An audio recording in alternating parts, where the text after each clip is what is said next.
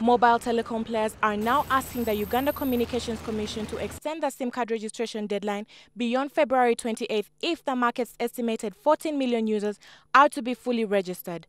Of course, the SIM registration project is very complicated because it requires us to capture all the customer informations. We have almost 8 million subscribers spread across all the country, and capture all the information and transform them to the database and verify them, it takes time. This position by service providers is also now widely being shared by independent quarters such as forensic experts who strongly feel a much more clinical exercise may even require to the end of the year. Even are skeptical about the whole registration exercise.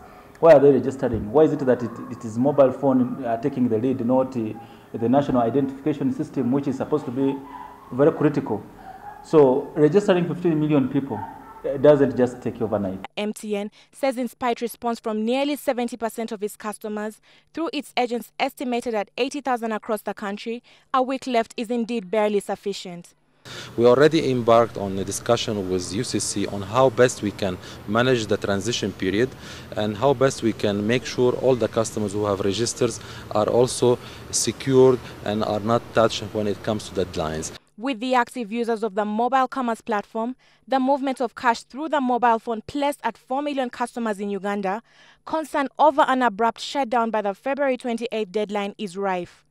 This government itself, URA taxes, gets a lot of revenue by far from telecom companies.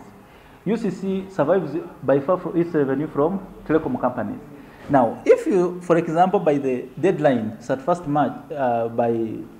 March, at least 50% of the subscribers are not registered, UCC will not just wake up and say, okay, cutting off these people. Nigeria, with more than 154 million people, according to the United Nations, had to extend its SIM card registration deadline in an earlier exercise to cover its 70 million subscribers. In Uganda, nearly 4 million people are estimated to be using the cash transfer system through the phone, amounting to over 300 million each month.